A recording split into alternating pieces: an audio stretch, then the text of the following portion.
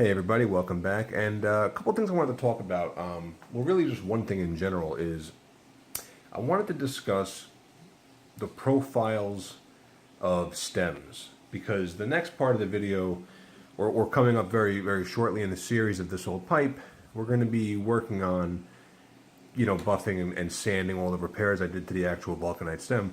But one of the problems that I have when I get a stem in on any pipe is I'm always pissed off if the stem is flat where it should be round, or round where it should be flat, right? And I think we all feel that way, but it's hard to put our finger on like what we're actually talking about. So I'm not a draftsman by any stretch of the imagination, so please bear with me. But I'm going to hopefully point, and I tried to draw some diagrams here of the types of stems that I see and the differences we have between them. Everybody knows what a saddle stem is, right? A saddle stem well, it could be anything. It could be square, it doesn't matter. But I'm using a round rod for an example. So we start out with a piece of rod, and there's some kind of a transition here, whether they cut a curve in it, like they beveled it down like this. I don't have one here to show you. Either way, there's some kind of transition here. That's irrelevant. But you basically wind up with, you have a tendon, you have a button and everything, and there should be basically a long rectangle, right? And that's exactly what they're making. The profile should be something on the side, some kind of treatment on that side, and the surface up top should be flat and the bottom should be flat. So if you cut the stem in half and you were to look at it, you would see a draft hole and you would basically see a rectangle. This surface needs to be flat. Easy enough. One of the reasons, I don't want to say, I shouldn't even start getting snooty about it, but you'll see a lot of custom pipe makers use saddle stems. And don't get me wrong, I'm a fan. I love saddle stems. That's my stem. They're the most comfortable things in the world when done right. But the reason I've learned some guys will almost only make saddle stems is because making a tapered stem is shitloads harder, okay? So I'll give you an example. We start out with, let me find something round here. Here. So we start out with a round rod, right? We can now take our file, our flat file, right? Or sander or grinder, and we're using a flat tool, which most tools are flat. Chisels are flat, saw blades are flat and straight. Everything's straight when it comes to cutting tools, right? So we can just keep doing this. And you do this long enough, and you measure it from time to time with a caliper, and boom, you now have a saddle stem. Easy peasy. Now, things get more tricky when you go to a taper stem. Now, I was actually having a conversation about this today with a friend of mine, and he didn't understand what the fuck I was talking about. And I get that a lot, but I want to try, let's see if I can't. Can I zoom out a little bit? Maybe. Okay. I hope everybody can see this piece of paper. I really tried my best to draw everything. Now, there's two different types of taper stems. On most of the artisan pipes that you find, meaning that somebody hand cut a stem. I'm not generalizing. I'm not saying everybody. I'm saying a lot of the artisan pipes I've seen. The taper stem, when it's a taper stem, will look like this. Okay, now here's your side profile, right? There's your profile view of the stem, and it's round, square, whatever. It represents the same in the drawing, and then it just tapers down top and bottom, right? And then there's a button at the end and a tenon. Wonderful. We all know that.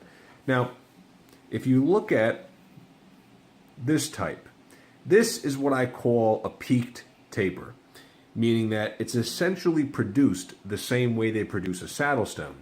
So they start with a round rod, and they keep filing like this, but they're angling, they're pushing like that. You follow me? So they're cutting.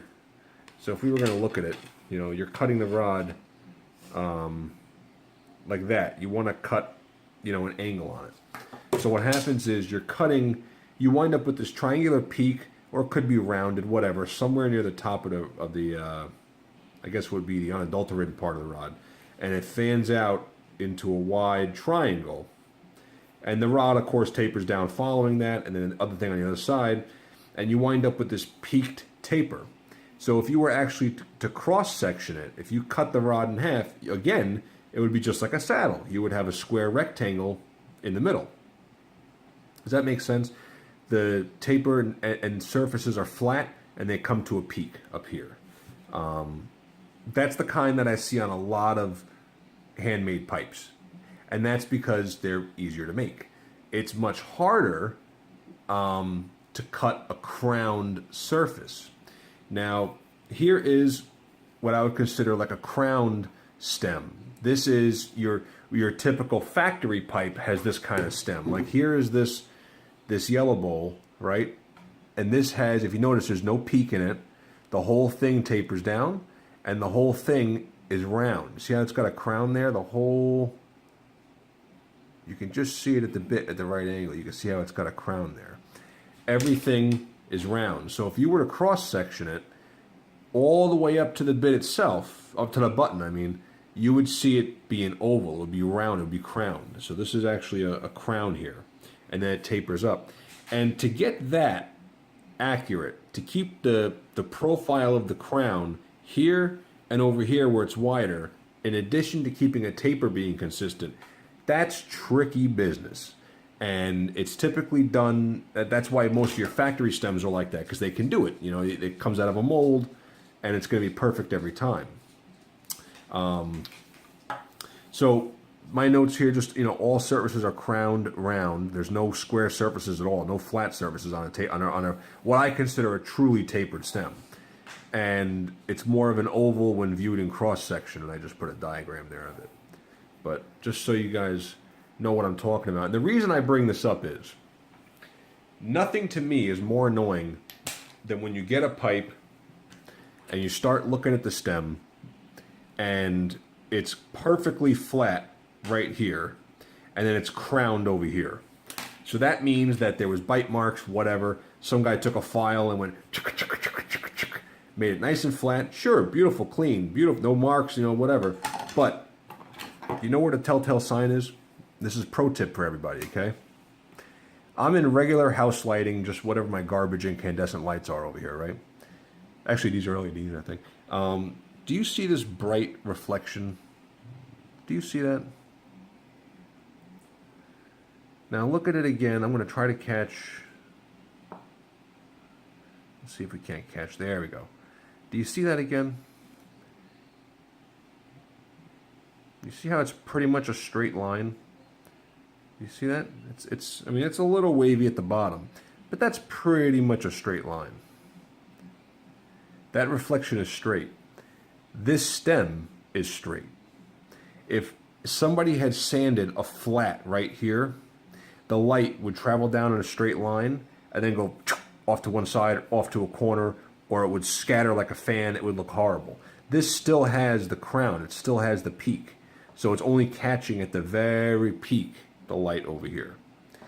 The reason I'm talking about this, guys, is because if you want to start getting into restoring pipes and fiddling with the stems is most of the magic, quite honestly. Anybody can take a piece of briar and go on the buffer real quick, and it's going to shine. There's really no magic to that. And everybody looks at the briar.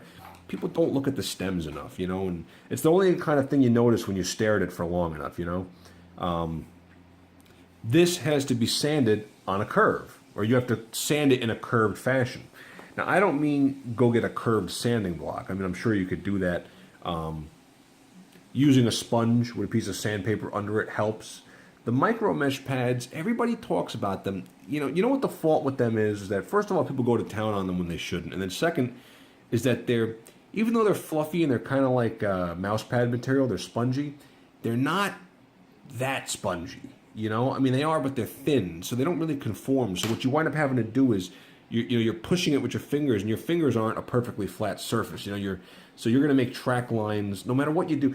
I'll be honest, the best results you can get if you're going to use some kind of a soft sanding sponge method is literally go to the kitchen sink, get a brand new piece of sponge, just cut it with a scissor, just wrap a piece of sandpaper around it. It's like 3/4 of an inch thick, and you can push it down, and it'll conform to the surface, and you can go. The other thing is when you are sanding, and there will be a point where you're going to sand with a file, and you're going to see me do it with sandpaper or whatever. Sand, you know, in that direction. Follow the profile the best you can. That's the other nice thing about having a wide file. If you use like little detail files like files like this is great for doing all types of stuff. But doing work like this, not so much, because it's only going to follow one small area. If you can get a file that's this big, it's gonna follow the profile up here, which is going to be the same profile down here. It's just smaller. It's the same profile, so it'll just track easier. You use larger files, and don't forget. We'll talk about this downstairs when I start buffing, but. When I get close to the bit over here, I try to look for files that don't have teeth on one side. So I don't have to worry about sneaking them up next to the bit. They're not going to start sanding that away. But that's my little rant about stems. I want you guys to think about that. It's not... it's something that's overlooked quite a bit, I think. The actual taper of a stem. When you get a chance, take some of your pipes out that have taper stems and look at them. And I guarantee some of them are going to be like a peak taper and some of them are going to be like an actual oval taper. And this is the one that's harder to do. So, and you don't want to turn this into this inadvertently or vice versa. So, all right, that's enough. Goodbye.